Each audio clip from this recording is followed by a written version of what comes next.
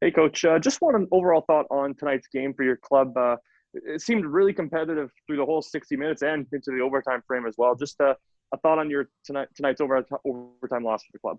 That's a team that never gives up. They just work and work and work, and they're trying to run the routes. They battle hard. Like I feel like we had a lot of chances through the first two periods, and in the third, I felt we ran out a little bit of gas. But they kept pushing and got a point out of it. And we're playing against a pretty good hockey team here, and the guys pushed for 60 minutes, and they gave their best effort.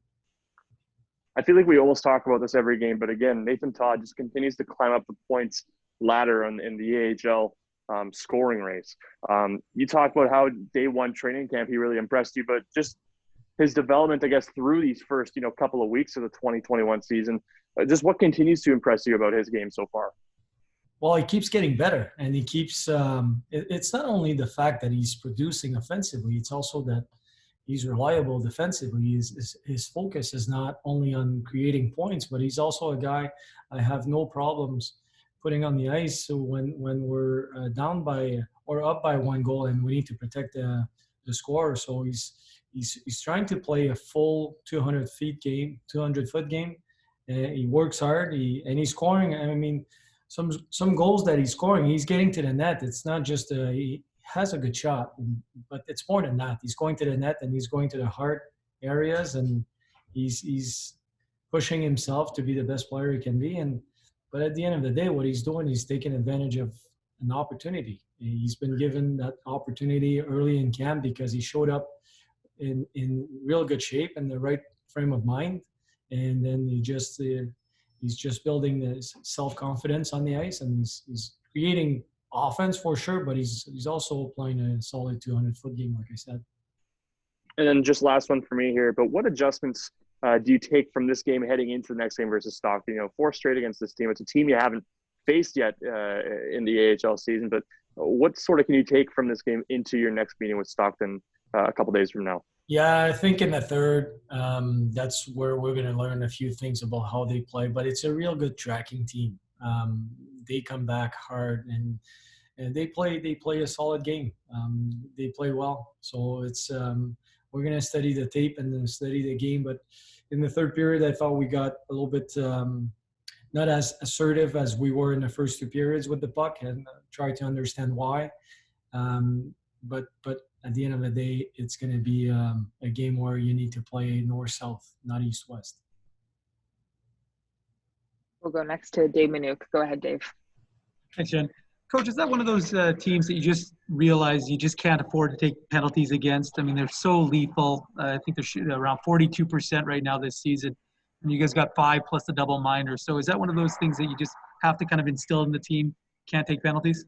Yeah, for sure. That's a great power play. Lots of skills on that power play. They find open ice and they can make plays under pressure.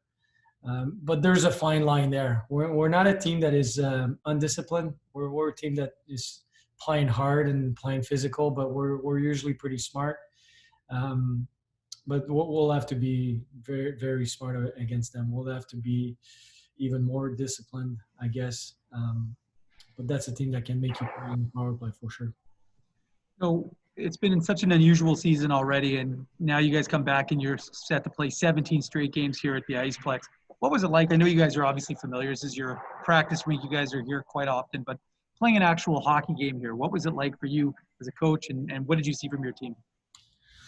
Well, we're familiar with the rink, but not familiar with playing games here. So that was an adjustment in how we move, more so in between periods and before the game, and where we meet with the players and how we do things on game day. We have our routine, and then we just had to make some adjustments there. But it felt right. I mean, it's a smaller building, obviously, but there's a lot of noise when you're around the bench. I mean, it was pretty intense for us behind the bench and playing that game. So a few adjustments here, but not necessarily as far as, feeling the rink, because we know about the rink. It was more in between periods and before the games. Speaking of familiar, talk about seeing your former captain as the linesman. What was it like for you to see Peter Stojkovic in a different capacity from what you're used to seeing him as? Yeah, it was nice to see. I mean, we knew the passion he had for the game, but for him to stay in the game and in a different way, it was nice to see. I mean, in Stoyo, we have a real good relationship over the years, and it's good to see him staying in the game and doing what he does. So it was a little bit weird at first, but then the game got going and it was fine. But I'm happy for him. Thank you. We'll go next to Taylor Allen. Go ahead, Taylor. Just one for me. Just how big of an opportunity is this for you guys to have 17 straight games here at the Iceplex? I don't know. I mean, we played well on the road. It's going to bring some consistency for sure. But we play in blocks, so we're going to play Stockton quite a few games in a row. So it looks like mini playoff series.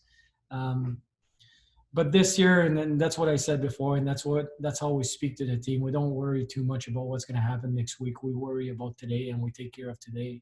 Not even sure the players are aware we're going to play the 17 next games, or we play 17 games in a row in our building. We really stay and keep the focus on what we need to do today and get ready for tomorrow, and that's it. So we'll see after the 17 games. Maybe it's going to be an advantage. I think after this block of games against Stockton, we're going to have 2 weeks of practices.